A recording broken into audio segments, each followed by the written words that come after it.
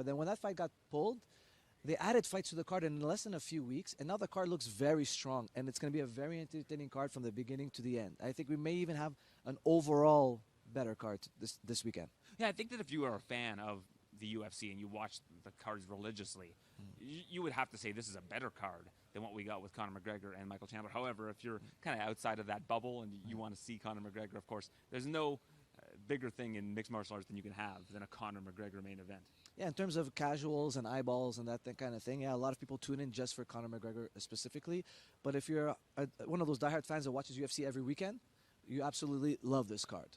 I should also add that what Alex Pereira has done in less than 1,000 days in the UFC, two-division champion, this is going to be his second title defense. What we're seeing from this guy, from being a two-division champion in Glory Kickboxing at middleweight and light heavyweight, and now coming over to the UFC and doing the same thing. I mean, we're talking about one of the all-time great combat sports athletes. Yeah, it's incredible. Even I was listening to Chael speak to other journalists yesterday, and he says that Alex Pereira is one of his favorite fighters in the modern day.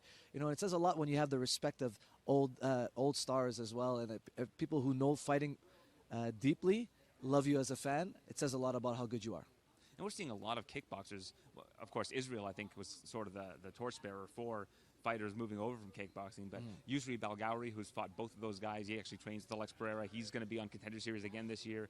We see Simon Marcus in Canada. He's moving over to mixed martial arts. So we're seeing a lot of these really high-level strikers come over to the sport. I think it just makes the sport way better to have all these really well-versed strikers join. What's really interesting about MMA is that every few years there's a shift in what's the most important martial art.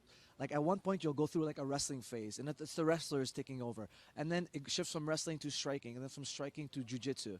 And now we're really in the era of guys are sprawling and brawling and really banging on the feet, and I'm really enjoying this era, the striking era.